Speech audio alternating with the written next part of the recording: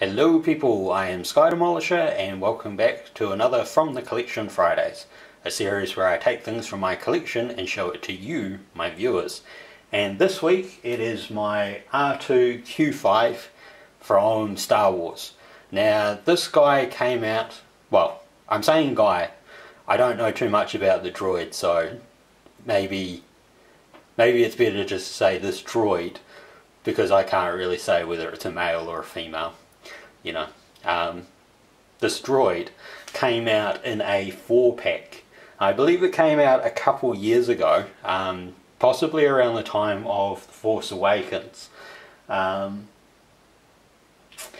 it was part of a 4-pack with, I think it was a Sand Trooper, a TIE Pilot, and a Crimson or Red Stormtrooper.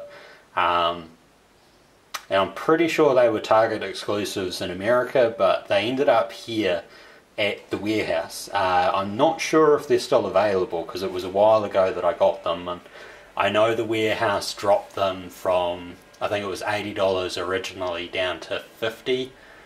And at $50 that means you're buying 4 figures for the price of 1 1/4. So yeah, quite a bargain. I bought 2 sets of these because, you know, I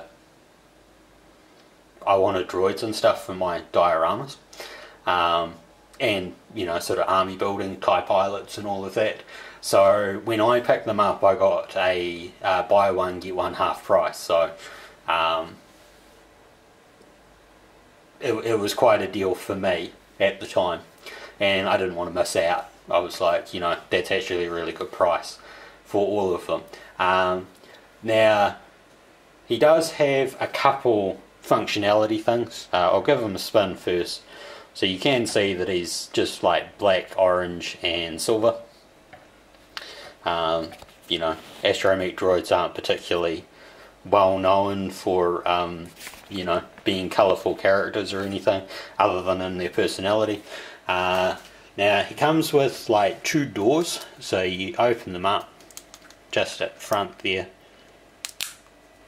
and then I'll just zoom that, whoops, wrong way, zoom that back. So one side has the, like the probe arm, you know, to go into to do all that stuff, and then the other side has a little grappling arm. Hopefully that clears up enough. Not particularly, but I'm sure you get the idea.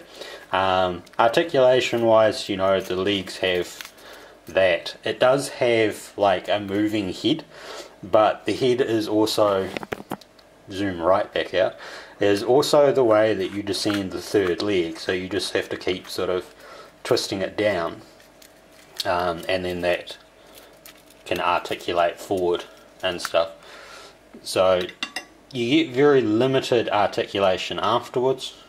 Zoom back in a bit, because once you get to say there, the leg starts ascending again, which is what you don't want. So you can sort of slightly get it off to the center and then kind of just back to the other side if you want to have that 3rd leg out. Otherwise, you know, the full spin will work for, you know, the leg being up. So not a figure that's got like a lot of points of articulation or anything, but it is quite nicely painted and detailed. If there was one thing I think I would have changed in it, it's just the eye. You know, because it's a black eye, it blends in with the black paint everywhere else. So if it had been sort of like a blue or a red, then that would have helped it stand out just that much better. Certainly not an orange, because then it would just blend in with all the orange stuff and just look like another orange panel. But it doesn't have any clip-on parts, but I'm pretty sure if you have like an R2 with thruster jets or something, they would probably attach to the sides. Not entirely sure, but I'm assuming that most of them are using the same mold. So, you know, one astromech is, well, one R2 unit, I should say, is probably the equivalent of any others in the line. Scale wise, I think they're okay, but I think that somebody said that the Bandai model kits actually have droids that are more in the proper scale to the 6-inch Black Series. So if you're into having droids and stuff and you don't mind that these guys are slightly smaller than what they should be, from my understanding, then you might want to look around and see. I'll check the warehouse after this and see if they are still available, and if they are, I'll leave a link down below. If they're not, I'll try to find somewhere else that might have had them, like Amazon.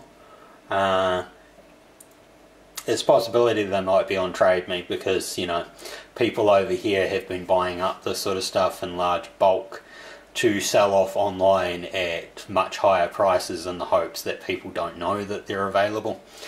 Or they were only released in the warehouse up in the North Island and not in the South Island, so if they don't post, then you have to pay those aftermarket prices.